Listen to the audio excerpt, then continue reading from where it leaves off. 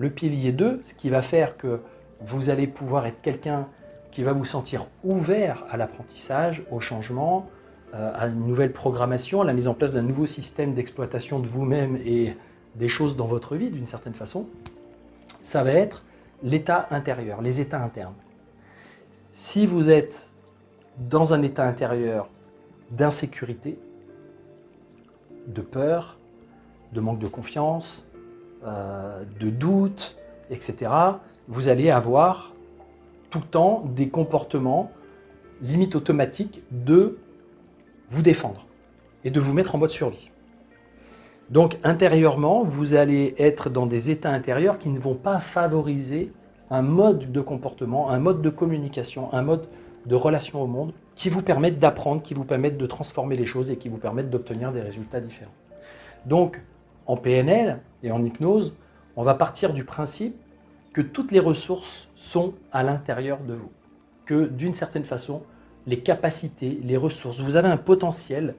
vraiment très riche, très important, vous êtes beaucoup plus puissant, vous avez beaucoup plus de capacités que vous le pensez, sauf que parfois la vie ne vous a pas amené à les exploiter. Et donc l'idée, c'est que toutes les ressources sont dans les personnes, et que ce soit la motivation, que ce soit la confiance, que ce soit la sensation de puissance, de force, de sérénité, tout ce qui peut être utile pour vous à un moment donné, une énergie supérieure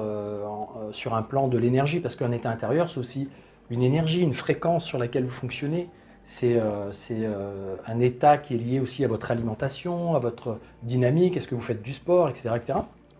Donc,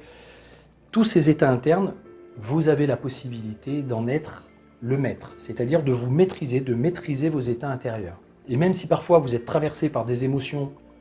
ou que vous avez vécu dans votre passé des choses qui à un moment donné vous font croire, vous font penser que vous n'avez pas la possibilité de bien réagir, parce que vous allez avoir peur, vous allez avoir de la timidité par exemple, etc., etc., du manque de confiance, en fait c'est faux.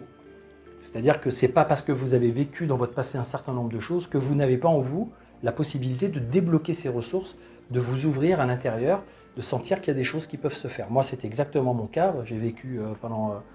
des années avec des complexes, avec sentiment d'infériorité, avec un sentiment de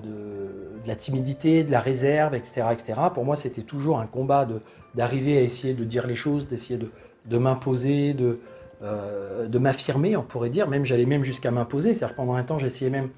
de partir dans la dynamique inverse, hein, d'être dans un état intérieur, plutôt que d'être dans un état intérieur moins,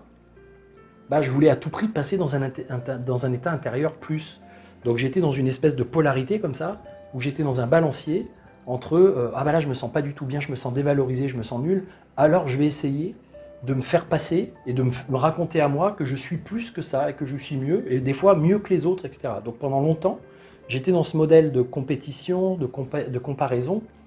pour me rassurer, pour que au niveau narcissique, je me sente mieux. Tout ça, ça venait de mon état, c'était en lien avec des états intérieurs que je ressentais,